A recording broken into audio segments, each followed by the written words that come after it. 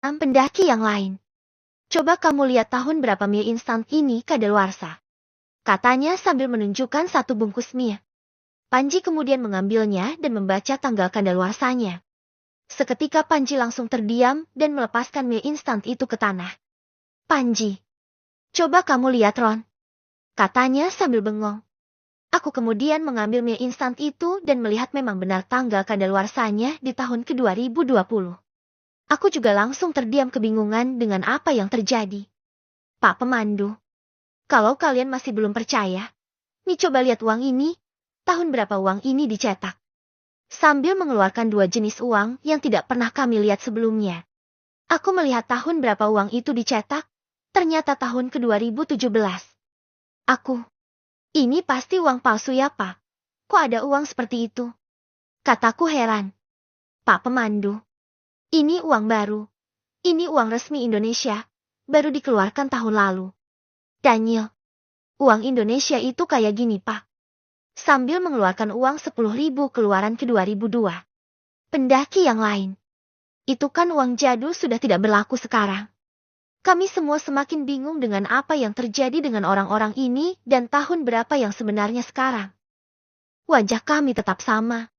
Pak Pemandu, memangnya sebenarnya kalian mendaki tahun berapa sih? Kok bisa-bisanya bilang kalau ini 2006? Iya 4 hari yang lalu Pak. Ini potongan karcis saya, masih saya simpan di kantong tas ransel. Aku kemudian mengeluarkan potongan karcis masuk dari Taman Nasional Gunung Samalas. Pak Pemandu itu kemudian mengambilnya dari tanganku dan melihatnya. Bapak itu langsung terkejut seakan tidak percaya apa yang dilihatnya. Pak Pemandu, 3i ini kan karcis masuk tahun 2006. Katanya tercengang. Rido, lah memang iya tahun 2006 Pak. Pandai yang lain. Yang benar Pak. Sambil mengambil potongan karcis itu dari tangan pemandu itu. Pendaki di sana semua tercengang. Semuanya melihat potongan karcis pendakian yang aku keluarkan. Di sana tertulis tanggal 7 November tahun 2006. Pak Pemandu. Kak, kamu lahir tahun berapa? Sambil memandangku. 1985 Pak. Sekarang umur saya 21 tahun. Dengan perkataanku seperti itu semuanya langsung kaget dan berdiri. Mereka semua menatap kami dengan tajam. Pendaki wanita. Yang benar kamu jangan bohong deh.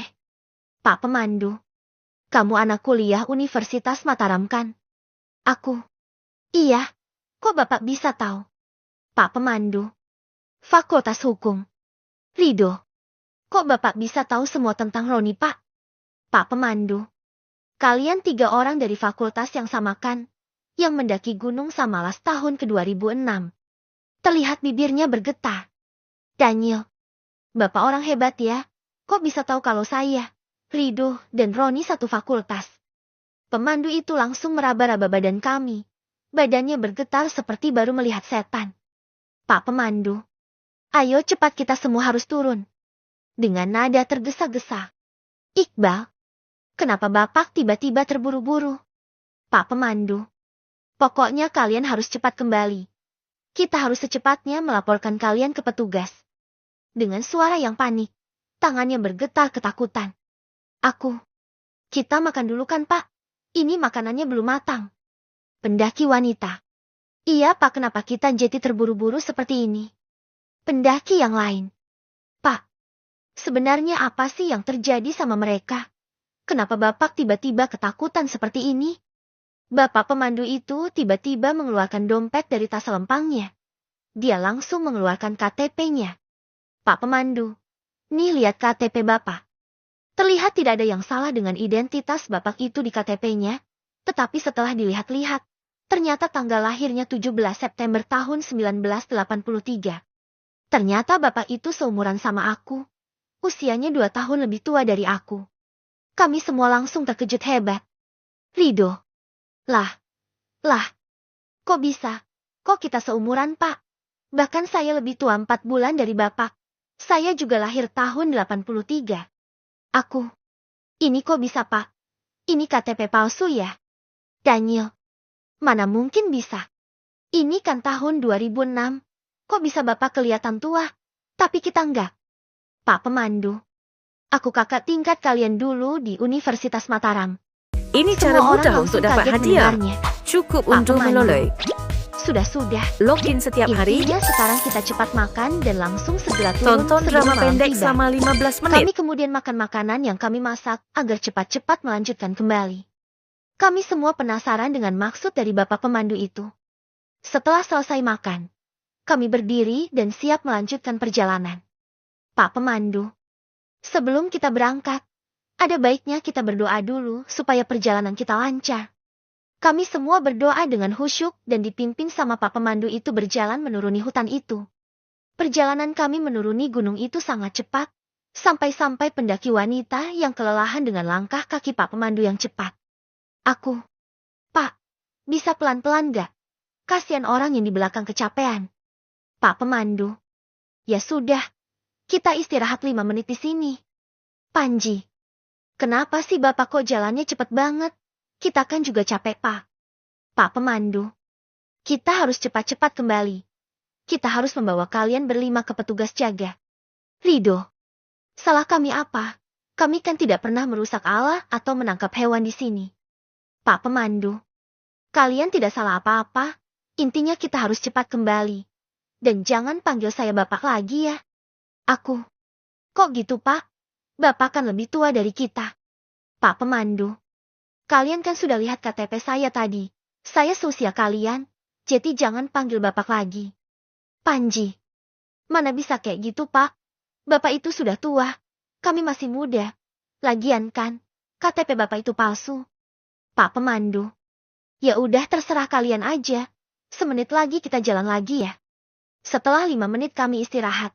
Kami kemudian melanjutkan perjalanan dan tiba di pos 2 pada jam 13:51 WITA. Kami kembali istirahat di sana dengan meminum air dan makan roti yang diberikan sama rombongan pendaki itu. Pak Pemandu, pukul 14 kita jalan lagi ya. Katanya berteriak. Panji, Bapak gak ngerasain namanya capek ya? Pak Pemandu, kita harus sampai di gerbang pendakian sebelum petang intinya. Setelah istirahat, kami kembali melanjutkan perjalanan turun dari Gunung Samalas. Kami sudah memasuki kawasan savana. Aku melihat rumput yang 3 hari lalu hijau basah. Sekarang sudah menjadi coklat kering yang berarti ini memang musim kemarau. Panas terik di siang hari menusuk kulit kepala kami, karena tidak ada pohon tempat berteduh. Kami semua tetap berjalan, tetapi pendaki wanita rombongan Pak Pemandu itu pusing. Mungkin karena terlalu panas. Wanita yang pusing tadi kemudian digendong pacarnya turun. Setelah beberapa menit perjalanan, kami akhirnya tiba di pos pertama. Segera kami berteduh di pondok yang ada di sana. Aku heran melihat pondok yang ada di pos 1 itu. Padahal pas kita mendaki kemarin, pondok itu terbuat dari kayu yang dengan atap rumput ilalang. Sekarang sudah menjadi pondok beton permanen. Aku hiraukan saja hal itu. Mungkin memang kemarin pengerjaannya cuma 1 hari. Kemudian kami minum air yang masih tersisa untuk melegakan tenggorokan yang sudah kering. Aku, gimana nih Pak? Tamu Bapak itu kecapean. Apa kita tetap akan jalan cepat seperti tadi? Pak Pemandu, ini sudah jam 15 lebih, kita harus cepat. Rido, kita akan sampai di gerbang pendakian sebelum maghrib, walaupun kita jalan pelan kok Pak. Jadi kita bisa jalan lebih perlahan nanti Pak. Pak Pemandu, iya, tapi jangan terlalu pelan juga ya. Pak Pemandu itu kemudian mengeluarkan handphonenya dari sakunya, dan mencoba untuk menelepon seseorang. Aku, memangnya sinyal handphone bisa dijangkau di pos 1 ini Pak? Kataku, pendaki yang lain. Bisa dong, sekarang kan udah ada sinyal 4G. Iqbal, sinyal 4G itu apaan? Handphone saya juga bisa kan Mas? Katanya sambil mengeluarkan haknya. Pendaki. Mana bisa. Itu kan handphone jadul. Enggak ada sinyal 4G-nya. Handphone yang kayak begitu. Paling sinyalnya cuman S. Katanya. Iqbal. Waduh. Kata Iqbal sambil melihat layar HP-nya yang kecil. Padahal handphone Iqbal juga waktu itu merupakan merek terkenal juga karena mempunyai aplikasi BBM. Tuut. Tit. Suara handphone Bapak itu terdengar sedang mencoba memanggil seseorang. Pak Pemandu. Halo. Segera panggil Polhut dan Dinas Sosial. Iya, ada korban pendaki. Hubungi puskesmas terdekat juga. Cepat, kami ada di pos 1. Pokoknya harus. Baik. Assalamualaikum. Begitulah yang kami dengar dari percakapan Bapak pemandu itu di handphonenya. Aku. Bapak telepon siapa? Sepertinya serius sekali. Polisi hutan buat apa, Pak? Pak pemandu. Gak ada apa-apa kok. Kalian tenang saja. Intinya kalian sudah kembali dengan sehat dan selamat. Daniel. Iya kan kamu cuma tersesat 3 hari di hutan, Pak. Kami baik-baik aja kok. Walaupun kami hampir mati di kehabisan bekal di kampung itu. Pak pemandu. Kampung Anjani ya? Daniel. Iya. Kok Bapak tahu? Pak pemandu. Sudah jangan dibahas sekarang. Nanti saya cerita kalau sudah sampai rumah ya. Setelah beberapa menit istirahat, kami kemudian melanjutkan perjalanan menuruni gunung itu menuju gerbang Taman Nasional Gunung Samalas. Sampai gerbang. Setelah berjalan beberapa menit dari pos 1 aku kembali menanyakan apa yang sebenarnya terjadi kepada Pak pemandu itu. Aku. Pak, tolong jawab jujur. Apa yang sebenarnya terjadi? Kataku sambil berjalan. Pak pemandu. Saya enggak bisa menjelaskan sekarang. Nanti kalau sudah sampai di bawah, baru saya jelaskan. Panji. Palingan juga kita dikerjain. Hahaha. Katanya sambil tertawa. Sudah sekitar 20 menit berjalan, kami masih di area perbukitan savana. Dari sana sudah terlihat pemukiman warga yang menandakan bahwa kita akan segera sampai di gerbang pendakian. Iqbal, akhirnya kita bisa pulang juga. Aku rindu masakan ibu. Daniel, iya ya, besok sudah bisa rebahan di kasurku. Pokoknya besok aku mau tidur seharian. Iqbal, iya sama. Capek-capek gini enaknya memang rebahan di kasur yang empuk. Panji. Apa rebahan? Enaknya itu ngopi. Ngerokok pagi-pagi sambil nonton film. Kalian anak lemah yang pengen rebahan terus. Rido. Kau emang mengacung sadar kalau udah hampir pingsan kemarin. Iqbal. Iya. Padahal dia yang repotin kita. Gak tahu diri nih orang. Panji. Aku gak butuh kalian. Coba aja aku gak dikejar kakek tua sialan itu. Aku gak bakalan sampai kelelahan dan tersesat. Aku. Sudahlah kalian jangan ribut. Kita sudah hampir sampai nih. Aku. Pak, terima kasih ya telah menolong kami. Bapak baik karena mau memberikan kami makanan sampai kami bisa turun. Aku berkata sambil memandang bapak itu. Pak pemandu. Sudahlah. Jangan dipikirkan. Intinya kalian semua bisa pulang dengan selamat. Rido. Iya Pak. Kami sangat berterima kasih. Tanpa bantuan Bapak, kami mungkin masih akan tersesat di hutan itu. Pak pemandu. Iya sama-sama. Tapi nanti kalau kita sudah sampai, kalian semua jangan kaget ya. Kalian kuatkan mental. Ikhlaskan semuanya sama yang kuasa. Aku. Maksudnya apa Pak? Pak pemandu. Nanti juga kalian akan tahu kok. Kami kemudian terdiam dan terus berjalan menurun perbukitan itu. Tiba-tiba dari kejauhan, di parkiran pendakian itu sudah terlibat ramai orang.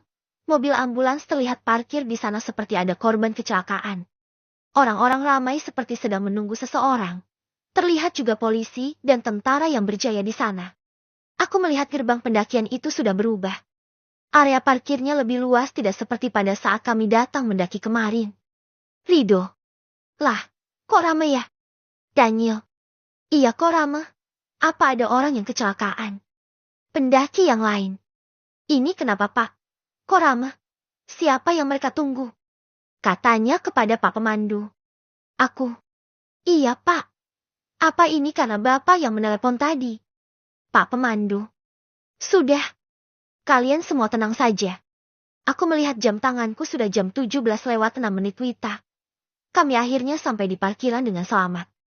Sekitar jarak 50 meter dari parkiran itu, tiba-tiba semua orang yang ramai itu langsung menghampiri kami, menyambut kami. Polisi yang berjaga di sana langsung menghampiri kami semua dan menyuruh kami masuk ke kantor Taman Nasional Gunung Samalas TNGS. Kami semua menjadi tontonan, warga sekitar juga ramai melihat kami seperti melihat artis. Apa yang sebenarnya terjadi kepada kami semua? Kemudian kami masuk ke dalam kantor itu. Kecuali Bapak pemandu itu yang terlihat berbicara kepada petugas TNGS. Setelah kami semua masuk, Kami semua beserta rombongan tamu Pak Pemandu itu langsung ditanya sama petugas yang ada di sana. Yang berangkat mendaki tahun 2006 coba angkat tangan. Kata petugas berbaju coklat dan mengalungkan papan nama. Ternyata dia adalah kepala petugas Taman Nasional Gunung Samalas. Kami berlima kemudian langsung mengangkat tangan, sedangkan rombongan Pak Pemandu itu tidak ada yang mengangkat tangannya. Aku. Apa yang terjadi, Pak? Kami salah apa? Polisi. Sudah tenang ya. Kalian gak salah apa-apa. Ini cuma pemeriksaan aja kok. Kemudian para pendaki rombongan Pak Pemandu itu diarahkan untuk menunggu di luar. Kemudian Bapak Pemandu itu aku lihat masuk ke dalam bersama petugas yang lain. Setelah itu kami berlima langsung diminta untuk melepaskan ransel kami dan barang-barang kami semua agar diletakkan di eja petugas. Aku sempat kaget. Kenapa kami seperti pelaku kejahatan yang menyerahkan barang bukti? Panji, apa-apaan ini Pak? Kami salah apa? Mau nyari narkoba? Kami semua gak ada yang mah gituan. Polisi. Masnya tenang ya. Kami semua tidak bermaksud begitu kok. Ikuti saja ya. Katanya sambil tersenyum kepada kami. Rido. Baiklah Pak. Kata Rido. Kami semua kemudian menaruh barang-barang kami di atas meja. Ransel kami langsung diambil petugas dan dibawa ke tempat lain.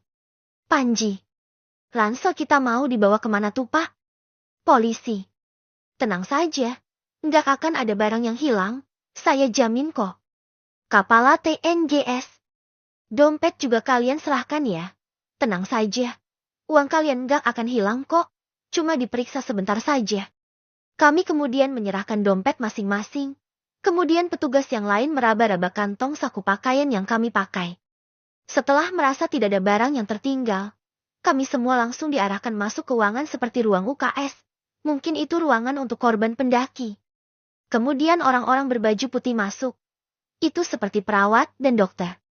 Kepala TNGS. Kalian diperiksa kesehatannya dulu ya. Aku. Kami semua sehat Pak. Gak ada yang sakit di sini. Dokter.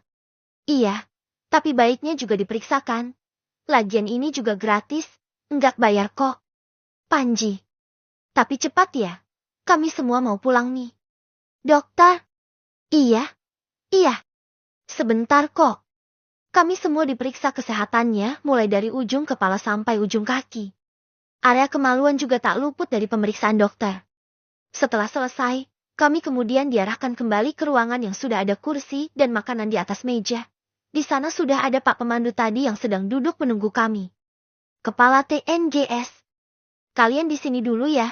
Makan dulu. Pasti kalian lapar kan? Ucap kepala petugas itu. Panji. Tahu aja Pak, kalau kita lapar. Aku. Makasih ya Pak. Rido. Iya Pak. Terima kasih banyak ya. Kami kemudian masuk dan makan dengan lahap. Karena sudah sangat lapar. Aku melihat kalender yang digantung di dinding ruangan itu. Dengan tahun ke-2018. Apa memang benar sekarang ini tahun 2018 kataku dalam hati. Setelah selesai makan. Sisa-sisa makanan langsung dibereskan petugas. Dari arah pintu terlihat beberapa petugas masuk dan duduk bersama kami di kursi itu. Mereka semua duduk di depan kami.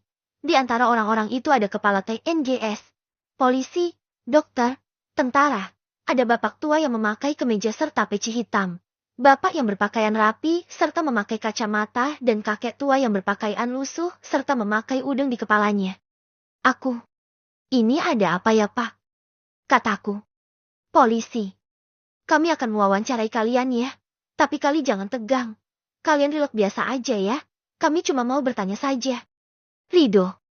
Tanya masalah apa ya Pak? Ini kan sudah malam. Panji. Iya Pak. Kami semua harus pulang. Bapak berkacamata. Kami mau tanya seputaran tentang kalian mendaki ini. Jadi tenang aja Mas ya. Tentara. Kalau masalah pulang. Nanti kami antar kalau memang ingin pulang malam ini. Daniel. Kami boleh menelepon keluarga dulu gak Pak? Polisi. Iya nanti. Tapi kalian jawab semua pertanyaan kami dulu ya. Jangan ada yang ditutupi ya. Aku. Baiklah Pak. Wawancara. Bapak berkacamata. Uya perkenalkan nama saya Dr. Hadi. Saya di sini untuk bertanya mengenai pendakian kalian. Rido. Iya, Pak. Polisi. Saya itu Hendra, dari Polres setempat. Dokter. Saya Dokter Tommy, dari Rumah Sakit Provinsi NTB. Kepala TNGS. Nama saya, Abdul Ghani, Kepala Taman Nasional Gunung Samalas ini. Tentara. Saya Letda Infanteri Agus dari Korem NTB. Kakek tua. Saya kakek Kamaludin, ketua adat di sini. Bapak berpeci hitam. Saya Rahman, penjaga loket tiket pendakian tahun 2006. Aku. Yang menjaga loket tiket kami kemarin itu anak bapak ya. Pantesan saja mirip sama bapak. Kataku. Pak Rahman. Bukan deh. Tapi itu saya sendiri. Rido. Kok bisa? Dokter Hadi. Jadi perlu kalian ketahui. Kalau sekarang adalah tahun 2018. Panji. Aduh, jangan bohong lagi Pak. Tadi Bapak pemandu ini juga dari tadi bilang begitu. Dokter Hadi. Kami semua tidak bohong. Sekarang adalah tahun 2018. Jadi kalian semua sudah dinyatakan hilang 12 tahun lalu oleh polisi hutan. Daniel. Ya, yang benar Pak. Polisi. Benar deh. Identitas kalian juga sama seperti laporan kehilangan pendaki di tahun 2006. Aku. Itu mustahil Pak. Kami hanya tersesat 3 hari di sebuah perkampungan. Iqbal. Iya, kenapa tiba-tiba Jeti 12 tahun? Terus bagaimana dengan keluarga kami Pak? Polisi. Keluarga kalian sudah dihubungi oleh pihak kami. Dokter Hadi. Iya memang mustahil. Kami semua juga tidak percaya akan kejadian ini. Polisi. Iya. CD kalian itu cocok dengan 5 pendaki yang hilang 12 tahun lalu. Ciri-ciri kalian juga sama. Dan semua barang kalian juga sudah kami cek. Ternyata memang benar kalian itu 5 pendaki yang dinyatakan hilang tahun 2006 itu. Dokter Tommy. Setelah saya cek kesehatan kalian, Ini cara tidak mudah ada untuk dapat tanda-tanda hadiah. penyakit pada tubuh Cukup kalian. unduh melalui Perubahan fisik juga tidak ada. login setiap Itu sama hari. seperti kalian baru melakukan pendakian tahun 2006. Tonton drama pendek Panji. selama 15 menit. Kenapa ini bisa terjadi? Terus bagaimana dengan bapak ibu saya di rumah? Bagaimana dengan pacar saya? Panji berteriak histeris. Seakan tak percaya dengan fakta yang terjadi. Aku juga tak luput dari perasaan histeris. Jantungku seakan berhenti berdetak. Badanku terasa panas. Tetapi aku tetap tenang. Aku lihat Rido dan Daniel di sampingku juga kelihatan sedih dan tegang. Iqbal tiba-tiba menangis dan mengatakan, "Ibuku, apakah ibuku masih ada?" Kata Iqbal sambil menangis. Polisi. Sudah kalian semua tenang. Jangan menangis. Semua keluarga kalian sudah kami hubungi. Besok pagi mereka akan tiba di sini. Pak Amdul. Untuk malam ini, kalian menginap di sini. Kalian ceritakan semua menjadi yang kalian alami di sebuah perkampungan yang kalian masuk itu. Aku. Baik Pak. Kami akan menceritakan semua yang terjadi. Dokter Hadi. Kita mulai dari pertama kalian mendaki ya. Kalian berangkat mendaki cuma berlima kan? Aku. Iya Pak. 5 orang. Dokter Hadi. Itu tepatnya tanggal berapa ya? Aku. Tanggal 9 November tahun 2006. Saat itu sedang musim hujan Pak. Dokter Hadi. Kalian membeli tiket pendakian kan dan memarkirkan motor kalian di sini? Aku. Iya Pak. Pak Rahman. Iya Pak. Saya yang menjaga loket tiket waktu itu. Memang benar mereka semua mendaki hanya 5 orang di musim hujan. Wajah mereka semua persis seperti pada saat mereka berangkat mendaki. Aku. Jadi Bapak yang dulu berjaga di loket ya. Ternyata Bapak sudah semakin tua ya. Pak Rahman. Iya kan sudah 12 tahun yang lalu. Dokter Hadi. Baiklah. Coba kamu ceritakan semua kejadian pada saat pendakian sampai bertemu kampung di tengah hutan itu. Di sini cuma aku yang masih mau berbicara. Rido, Panji, Daniel dan Iqbal masih sedih dengan kenyataan yang terjadi. Tiba-tiba sebagian orang masuk ke ruangan sepertinya mereka orang-orang yang berkepentingan. Tiba-tiba tripod dipasang di depan aku. Dan kamera dipasang. Sepertinya mereka akan meliput ceritaku ini. Dokter Hadi mengeluarkan buku dan bersiap untuk mencatat. Kemudian aku mulai menceritakan semuanya kepada mereka sampai pada saat kami menemukan kampung itu. Kakek Kamaludin. Nama kampung itu apa, Nak? Aku. Kampung Anjani kek. Kakek Kamaludin. Jeti begitu. Dokter Hadi. Jadi kakek tahu kampung Anjani itu. Katanya bertanya kepada kakek. Kakek Kamaludin. Kampung itu merupakan kampung mitos yang sering diceritakan oleh orang-orang tua terdahulu di kampung ini. Menurut cerita dari orang-orang di kampung ini, sudah ada yang pernah melihat kampung itu dari kejauhan. Tetapi terlihat samar-samar. Kampung itu sama seperti kampung kita sekarang. Mereka yang ada di sana beraktivitas seperti biasanya. Benar kan, Nak? Katanya sambil melihat ke arahku. Aku. Benar, kek. Tetapi aslinya orang di kampung itu adalah makhluk yang menyeramkan, kek. Kakek Kamaludin. Iya memang benar. Makhluk yang kalian maksud itu merupakan jin yang bermukim di sana. Saya pernah mendengar cerita dari orang-orang yang dahulu pernah mencari kayu bakar ke hutan dan melihat ada ular besar, tetapi memiliki kepala seperti manusia. Aku. Iya, kek. Kami sudah melihatnya juga, kek. Penduduk yang di sana juga ada yang berwujud seperti itu. Dokter Hadi. Jadi kalian bertemu kampung itu dan tersesat di sana. Aku. Iya, Pak. Tetapi ada seorang imam yang memakai jubah putih yang membantu kami keluar dari kampung itu. Dokter Hadi, coba kamu ceritakan. Aku langsung menceritakannya semua yang terjadi di kampung itu sampai kami bisa keluar dari kampung itu. Kamera masih terus merekam ceritaku itu. Dan sesekali difoto oleh orang-orang. Kakek Kamaludin.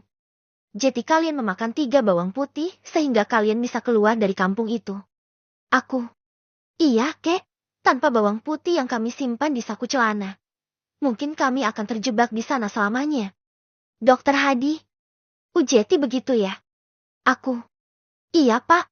Itu juga kami disuruh membawanya sama kakeknya Rido. Kakek Kamaludin. Kakek kamu namanya siapa? Aku. Dio. Nama kakek kamu siapa? Rido masih terlihat sedih dan hanya menundukkan kepala sambil menangis. N. Namanya kakek Fatur. Katanya sambil menangis. Kakek Kamaludin. Kakek Fatur ya, tidak salah lagi. Aku. Kakek kenal sama kakeknya Rido. Kakek Kamaludin. Iya kenal. Ceritanya panjang. Dokter Hadi. Jadi cuma itu cerita kalian saat berada di kampung itu. Aku. Iya, Pak. Dokter Hadi. Kalian tidak melihat teknologi di sana. Aku. Kalau teknologi canggih tidak ada, Pak. Keadaan di sana sama persis seperti di sini. Di sana ada kios orang jualan. Listrik juga ada. Tapi kami tidak melihat kendaraan bermotor di sana, Pak. Dokter Hadi. Kalian tidak menemukan mesin atau alat-alat yang aneh di sana. Aku. Tidak, Pak. Kalau mesin, kami cuma menemukan mesin speaker musola. Itu saja. Dokter Hadi. Cuaca di sana bagaimana? Aku. Sama seperti di sini, Pak. Tapi di sana langsung musim panas ketika kami masuk ke kampung itu. Dokter Hadi. Jeti bisa dibilang musim di kampung itu sama dengan musim yang sekarang tahun 2018 ya. Aku. Iya, Pak. Sepertinya begitu. Baiklah, percakapan kita sampai di sini dulu. Besok pagi kita lanjutkan. Kalian bisa istirahat di sini. Kalian tidak boleh kemana-mana ya. Bila kalian ada keperluan, beritahu kami ya. Kata Dokter Hadi. Kami kemudian dibawa ke sebuah penginapan yang ada di samping kantor TNGS. Aku melihat di halaman parkir itu sudah ramai sekali orang seperti pasar malam. Di sana sudah banyak aparat bersenjata lengkap dan dipasang garis polisi. Bertemu keluarga. Setelah kami diantar ke kamar penginapan, kami terbagi menjadi 2 kamar. Aku berdua dengan Iqbal, sedangkan Rido, Daniel, dan Panji di kamar lain. Kemudian kami dijaga oleh polisi di depan pintu. Aku bangun pagi karena kebelet kencing. Aku langsung ke kamar mandi yang ada di dalam kamar itu. Setelah itu, aku cuci muka dan gosok gigi dengan fasilitas yang sudah disediakan di sana. Aku memandang ke cermin untuk melihat wajahku. Aku memang benar-benar tidak ada perubahan atau tanda-tanda penuaan sama sekali. Memang mustahil rasanya yang pergi ke kampung itu cuma 3 hari, tetapi kembali ternyata sudah 12 tahun lamanya. Di saat aku memandang ke cermin di kamar mandi itu, tiba-tiba muncul sosok kakek berbadan ular yang mengejarku sama Rido waktu di tebing itu. Aku ketakutan melihatnya di dalam cermin. Seketika aku berlari dan akan meninggalkan kamar mandi itu. Tetapi pintu kamar mandi itu terkunci. Kamu jangan panik. Aku datang ke sini atas perintah Dewi Anjani. Katanya dengan nada seramem. Aku seketika itu berteriak minta tolong sekeras-kerasnya. Tetapi tidak ada yang mendengar. Aku kemudian mendobrak pintu itu seketika aku langsung terbangun. Ternyata itu hanyalah mimpi yang terasa sangat nyata. Iqbal, kamu kenapa Ron? Katanya. Kamu mimpi apa sampai berteriak sambil tidur? Aku. Hanya mimpi ya. Huha. Nafasku terengah-engah. Dengan aku yang berteriak itu, seketika polisi yang di luar kemudian masuk ke dalam. Polisi. Ada apa? Aku. Hanya mimpi Pak. Gak apa-apa kok. Polisi. Beneran, kalau ada apa-apa segera panggil kami ya. Katanya. Iqbal. Iya Pak. Polisi. Baiklah, kalian mandi saja dulu ya. Nanti kalian sarapan di kantor TNGS sama kayak kemarin. Aku. Baik Pak. Aku kemudian beranjak dari tempat tidur. Aku mandi duluan ya Bal. Kataku kepada Iqbal. Oke Ron, duluan aja. Kata Iqbal.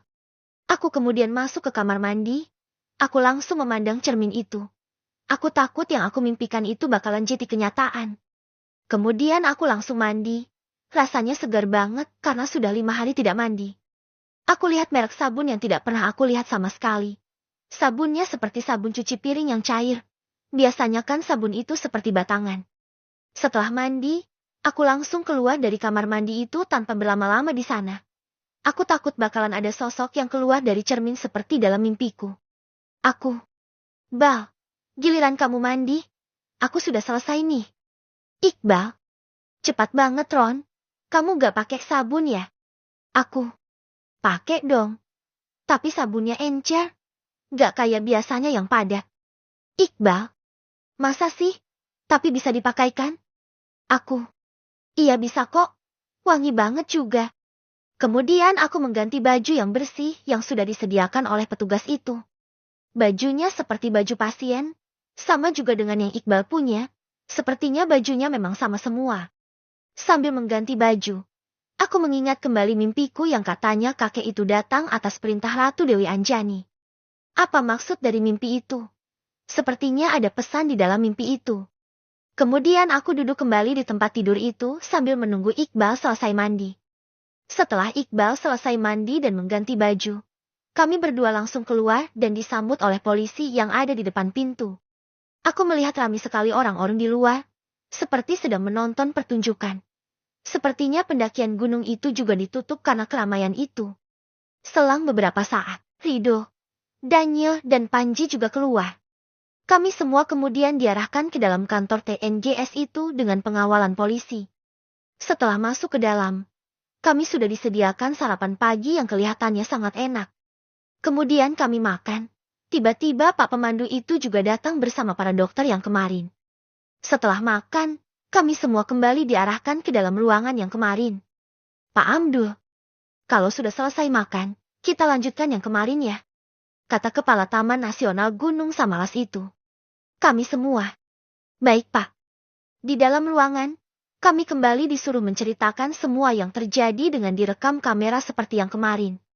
Aku kemudian menceritakan seluruhnya, sampai kami bertemu dengan Pak Pemandu itu. Panji. Pak. Keluarga kita sudah dihubungi kan? Kenapa kok gak ada yang datang? Polisi. Sudah kok, mungkin sekarang sedang di perjalanan. Mungkin terkena macet di jalan. Kalian lihat kan di luar banyak sekali orang-orang yang datang karena penasaran kepada kalian yang pulang setelah 12 tahun menghilang. Rido. Iya Pak, kami lihat. Polisi. Nanti kalau keluarga sudah sampai di sini kami langsung kabari kok. Dokter Hadi. Baik kita lanjutkan ya. Belum sempat Dokter Hadi melanjutkan pembicaraan, tiba-tiba seseorang masuk ke dalam dan melapor kepada Pak Polisi. Pak, sudah sampai. Katanya. Baik, arahkan mereka semua untuk masuk ke dalam kantor. Kata Pak Polisi. Polisi. Baik, keluarga kalian sudah sampai. Kalian bisa menemuinya. Tapi kalian harus menerima kenyataan ya. Bila keluarga kalian masih ada atau tidak. Tidak berkata-kata lagi, kami semua langsung berdiri dan segera berjalan ke pintu. Iqbal yang paling tidak sabaran, dia langsung berlari sambil menangis. Ibuku. Aku keluar dan mencari kedua orang tuaku. Tiba-tiba datang orang tua yang langsung berlari ke arahku dan memelukku dengan erat sambil menangis. Ternyata itu adalah kedua orang tuaku yang sudah berbeda wajahnya dengan yang terakhir kali aku lihat pada saat berangkat mendaki. Tiba-tiba di belakang orang tuaku juga ada seorang gadis sepertinya seusiaku yang tiba-tiba menangis memanggilku kakak. Aku. Bu. Ini siapa? Ibu. Ini kan adikmu Anissa. Dia sudah besar sekarang. Aku kaget seketika melihatnya. Padahal 5 hari yang lalu saat aku berangkat mendaki dia masih bersekolah kelas 3 di bangku SD. Sekarang dia sudah tumbuh remaja dan menyamai usiaku sekarang. Aku. Benar ini Melissa. Bu. Pak. Bapak. Iya nak. Dia adikmu. Melissa. Kakak kemana aja? Kenapa kak baru pulang sekarang? Sambil menangis. Ibu. Iya nak. Kamu kemana saja? Apa yang terjadi sama kamu? Kenapa wajah kamu tidak berubah nak? Aku tersesat di gunung itu bu. Panjang ceritanya. Nanti bapak sama ibu dijelaskan sama petugas di sini ya. Bapak. Iya nak. Yang penting kamu sudah kembali dengan selamat nak. Kata bapakku. Ya sudah jangan menangis lagi ya. Sekarang aku sudah pulang. Kita kembali lagi ke kehidupan biasa ya. Ibu. Tapi bagaimana dengan wajah kamu nak? Kamu bahkan tidak menua sama sekali. Iya tidak apa-apa bu. Walaupun wajahku seperti ini. Aku masih tetap dikatakan normal kok kata dokter. Oh iya gimana kuliah aku bu? Sebentar lagi aku wisuda bu. Skripsiku hampir selesai. Bapak. Buku-buku kamu. Tugas kuliah kamu masih kami simpan di rumah nak. Pihak kampus memberikan gelar sarjana kepada kalian bertiga, temanmu Daniel dan Rido juga. Sebagai tanda penghormatan. Wah yang benar pak. Berarti aku sudah bergelar S. Hari ya sekarang pak. Ibu. Iya nak. Tapi dulu itu percuma nak. Kami diundang ke acara wisuda di kampusmu untuk menerima ijazah kamu. Tapi kami tidak mau datang. Karena kami sangat sedih kehilangan kamu. Jadi begitu ya bu? Iya gak apa-apa deh. Nanti aku datang ke kampus. Oh iya, Melissa kuliah di mana sekarang? Bapak. Adekmu kuliah di universitas yang sama dengan kamu nak. Adekmu mengambil jurusan hukum juga. Melissa. Iya kak. Aku berniat menggantikan kau untuk membanggakan orang tua. Hebat ya dek. Aku kemudian mencubit pipi adikku sama seperti yang aku sering lakukan ketika aku iseng mengganggunya saat bermain waktu dia masih kecil. Bisa dibilang 1 minggu yang lalu. Aku kemudian melihat teman-teman yang lain juga sedang sibuk berpelukan bersama keluarganya masing-masing. Tetapi hanya Iqbal yang menangis bersedih terlihat dia cuma bersama satu orang wanita tanpa ada keluarga yang lain bersamanya. Dilindungi negara. Bu, tunggu aku ya. Kataku. Kemudian aku menuju ke Iqbal yang sedang bersama satu orang wanita. Yang usianya mungkin sama dengan usia ibuku. Iqbal, kamu kenapa? Kataku sambil memegang pundak Iqbal yang sedang menangis. Iqbal, bapakku, sudah meninggal Ron. Katanya sambil menangis. Ibu Iqbal. Iya nak. Bapaknya Iqbal meninggal 1 tahun yang lalu. Yang sabar ya Bal. Kataku sambil memegang pundaknya. Aku ikut sedih mendengar bahwa bapaknya Iqbal sudah meninggal. Iqbal memang anak tinggal makanya hanya ibunya yang datang ke sini. Kemudian aku pergi ke arah keluarga Rido. Di sana Rido terlihat tidak menangis. Ada 2 laki-laki tua di dekatnya dan 4 orang wanita dan 1 anak perempuan. Rido, keluarga kamu baik-baik saja kan? Kataku. Rido. Iya Ron, alhamdulillah. Keluarga aku masih lengkap. Nih kenalin adik bapakku dan bibiku. Kalau orang tuaku kamu sudah kenalkan. Sambil menunjuk ke arahnya. Aku kemudian menjabat tangannya. Iya masih kok. Walaupun sekarang sudah terlihat tua. Alhamdulillah masih sehat semua ya Do. Kataku. Rido. Kalau wanita ini kamu kenal gak? Enggak Do. Siapa? Rido. Ini kan adik aku. Yang sering main masak-masak di depan rumahku. Bukannya ini adik kamu Do. Kataku sambil melihat ke anak perempuan yang kecil. Rido. Itu adik anak pamanku. Padahal seminggu yang lalu paman aku belum menikah. Sekarang tiba-tiba punya anak. Rasanya aneh sekali ya, Ron. Aku. Iya, Do. Adik kamu ini aja udah gede ya. Mustahil memang. Tapi inilah kenyataannya. Rido. Iya, Ron. Intinya kita kembali ke keluarga dengan selamat. Aku. Terus kakek kamu kemana, Ron? Yang kemarin datang meminjamkan pancing kepada kita. Bapaknya Rido. Kakeknya Rido ada di rumah. Sekarang sudah tidak bisa berjalan. Karena sudah tua, Nak. Kata bapaknya Rido. Aku. Semoga kakekmu tetap sehat ya. Nanti aku datang jenguk ya kalau kita sudah pulang. Rido. Iya, Ron. Dateng aja. Aku. Ya udah. Aku kembali ke keluarga aku ya. Rido. Oke, Ron. Aku kemudian berjalan dan melihat Daniel juga sedang bersama keluarganya sambil menangis. Kemudian Panji juga terlihat bersama keluarganya dan sambil menangis juga. Di antara kami berlima, keluarga Panji yang paling ramai datang. Pak Amdul. Baik semuanya. Bagi keluarga, semuanya diminta untuk menunggu di sini. Kami masih akan melakukan investigasi terkait kasus ini ya. Jadi mohon dimaklumi, setelah ini selesai. Kalian bisa kembali pulang ke rumah masing-masing. Kata kepala TNGS itu. Panji. Aku mau pulang, Pak. Apalagi yang harus kami jelaskan. Kami semua sekarang sudah pulang dengan selamat. Ini semua karena kehendak yang kuasa. Tidak ada yang perlu ditanyakan lagi. Kata Panji. Dokter Hadi. Kami hanya perlu mencari tahu fakta yang terjadi sebenarnya. Agar kasus ini bisa menjadi pembelajaran bagi umat manusia. Kemudian di tengah perdebatan terdengar suara helikopter yang sepertinya akan mendarat di dekat kantor itu. Benar saja. Helikopter itu mendarat di lapangan kampung yang ada di sana. Tiba-tiba, polisi khusus masuk ke kantor itu dengan